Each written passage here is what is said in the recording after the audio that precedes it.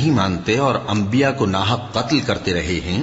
اور جو انصاف کرنے کا حکم دیتے ہیں انہیں بھی مار ڈالتے ہیں، ان کو دکھ دینے والے عذاب کی خوشخبری سنا دو۔ یہ ایسے لوگ ہیں جن کے اعمال دنیا اور آخرت دونوں میں برباد ہیں اور ان کا کوئی مددگار نہیں ہوگا۔ بھلا تم نے ان لوگوں کو نہیں دیکھا جن کو کتاب یعنی تورات سے حصہ دیا گیا اور وہ اس کتاب اللہ یعنی قرآن کی طرف بلائے جاتے ہیں تاکہ یہ ان کے تنازعات کا ان میں فیصلہ کر دے، تو ایک فریق ان میں سے پھر جاتا ہے اور منہ پھیر لیتا ہے، یہ اس لیے کہ یہ اس بات کے قائل ہیں کہ دوزخ کی آگ ہمیں چند روز کے سوا چھو ہی نہیں سکے گی، اور جو کچھ یہ دین کے بارے میں بہتان باندھتے رہے ہیں اس نے ان کو دھوکے میں ڈال رکھا ہے۔ تو اس وقت کیا حال ہوگا جب ہم ان کو جمع کریں گے، یعنی اس روز جس کے آنے میں کچھ بھی شک نہیں، اور ہر نفس اپنے اعمال کا پورا پورا بدلہ پائے گا اور ان پر ظلم نہیں کیا جائے گا۔ کہو کہ اے اللہ، اے بادشاہی کے مالک، تو جس کو چاہے بادشاہی بخشے اور جس سے چاہے بادشاہی چھین لے، اور جس کو چاہے عزت دے اور جسے چاہے ذلیل کرے۔ ہر طرح کی بھلائی تیرے ہی ہاتھ ہے اور بے شک تو ہر چیز پر قادر ہے۔ تو ہی رات کو دن میں داخل کرتا اور تو ہی دن کو رات میں داخل کرتا ہے، تو ہی بے جان سے جاندار پیدا کرتا ہے اور تو ہی جاندار سے بے جان پیدا کرتا ہے، اور تو ہی جس کو چاہتا ہے بے حساب رزق بخشتا ہے۔ مومنوں کو چاہیے کہ مومنوں کے سوا کافروں کو دوست نہ بنائیں، اور جو ایسا کرے گا اس سے اللہ کا کچھ عہد نہیں۔ ہاں اگر اس طریق سے تم ان کے شر سے بچاؤ کی صورت پیدا کرو تو مذائقہ نہیں،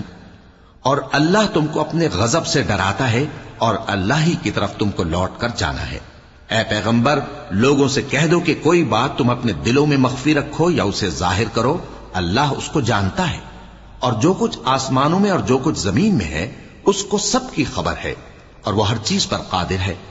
جس دن ہر شخص اپنی کی ہوئی نیکی کو موجود پا لے گا اور اپنی برائی کو بھی دیکھ لے گا تو آرزو کرے گا کہ اے کاش اس میں اور اس برائی میں دور کی مسافت ہو جاتی، اور اللہ تم کو اپنے غضب سے ڈراتا ہے اور اللہ اپنے بندوں پر نہایت مہربان ہے۔ اے پیغمبر، لوگوں سے کہہ دو کہ اگر تم اللہ کو دوست رکھتے ہو تو میری پیروی کرو، اللہ بھی تمہیں دوست رکھے گا اور تمہارے گناہ معاف کر دے گا، اور اللہ بخشنے والا ہے، مہربان ہے۔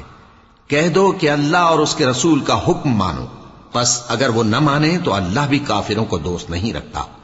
اللہ نے آدم اور نوح اور خاندان ابراہیم اور خاندان عمران کو تمام جہان کے لوگوں میں سے منتخب فرمایا تھا، ان میں سے بعض کی اولاد تھے، اور اللہ سننے والا ہے، جاننے والا ہے۔ وہ وقت یاد کرنے کے لائق ہے جب عمران کی بیوی نے کہا کہ اے پروردگار، جو بچہ میرے پیٹ میں ہے میں اس کو تیری نذر کرتی ہوں، اسے دنیا کے کاموں سے آزاد رکھوں گی، تو اسے میری طرف سے قبول فرما، تو سننے والا ہے، جاننے والا ہے۔ پھر جب ان کے ہاں بچہ پیدا ہوا تو کہنے لگی کہ پروردگار، میرے تو لڑکی ہوئی ہے، جبکہ اللہ خوب جانتا تھا جو ان کے ہاں ولادت ہوئی تھی، اور نہ ہوتا لڑکا مانند اس لڑکی کے، اور کہنے لگی میں نے اس کا نام مریم رکھا ہے، اور میں اس کو اور اس کی اولاد کو شیطان مردود سے تیری پناہ میں دیتی ہوں۔ تو اس کے پروردگار نے اس کو پسندیدگی کے ساتھ قبول فرمایا اور اسے اچھی طرح پرورش کیا، اور زکریہ کو اس کا کفیل بنایا۔ زکریہ جب کبھی عبادت گاہ میں اس کے پاس جاتے تو اس کے پاس کھانا پاتے۔